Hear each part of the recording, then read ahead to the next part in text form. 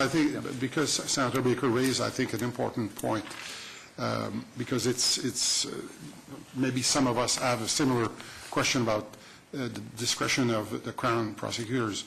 Maybe you will want to read that and write to us to give us some kind of an enlightened answer that we can digest. I can certainly take a look at these cases. Just to make sure on the second reference, it's R versus King, 2007? R.V. King, 2007, Carswell, Ontario, 3314. Okay. The reason why I use those cases is because they weren't appealed. Right. I don't want to bring a case to your attention that is in the process of being appealed, and I don't know about it, but the time is gone for appeal for both these cases. Okay. But it's the case law that they reference that I'm interested in. My second question is this, sir. It's a very simple question. It relates to the wording of Section 5 in the bill, where it says, in proximity to a place of public use where a young person under the age of 18 would possibly frequent or does frequently attend that section. I don't have it before me, but it's a fairly broad point of being, here it is, near any other public place usually frequented by persons under the age of 18 years.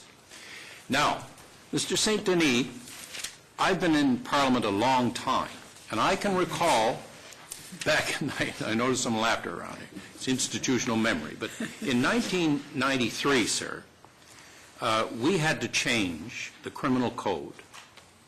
It was we changed it to 161.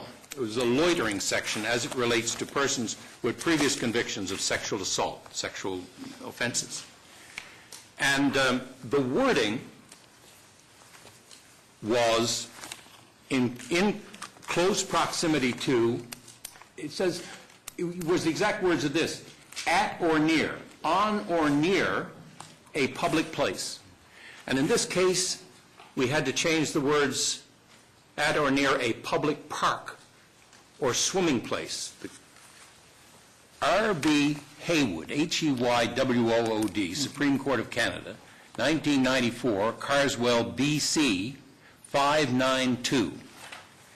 We changed the law and we brought in 161, which said that if you were in a place where children frequent,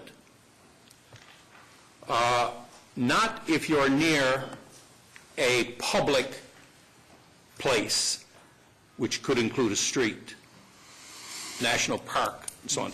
The Supreme Court of Canada made this ruling in Haywood. Yes, in Haywood, they called it geographically overbroad, struck it down, wasn't saved by Section 1 of the Charter, Supreme Court of Canada. But they referenced with approval the change we had brought in, and this was prompted by a decision of the BC Court of Appeal, who made the original decision.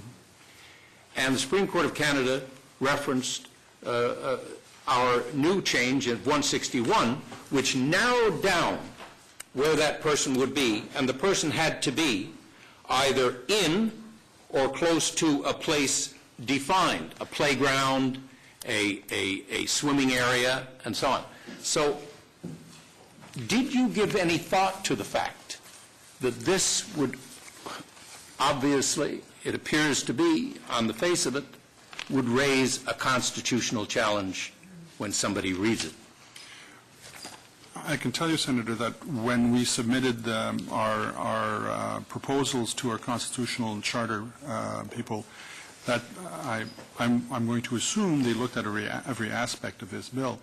And so I can't say specifically whether they focused on that particular matter, but I can point out to you that this is the wording that now exists in Section 10 of the CDSA. That's right.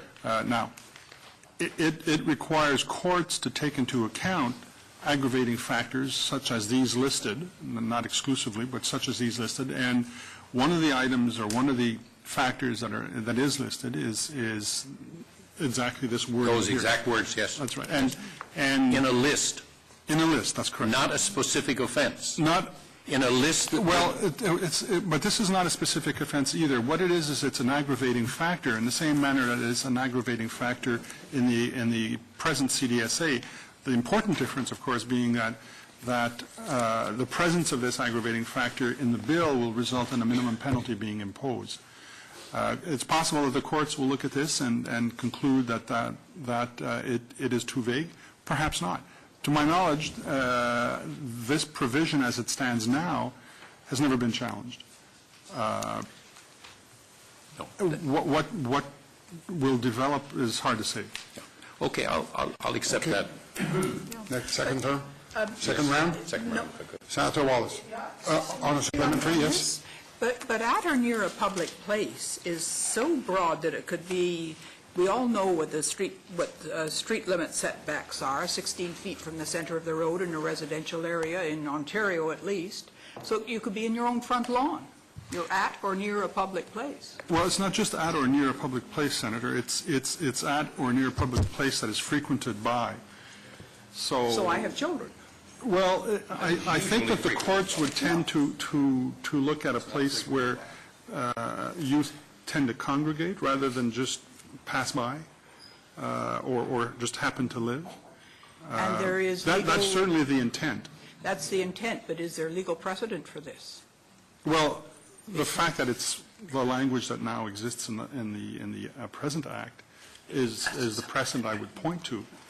And it has not resulted in a successful challenge.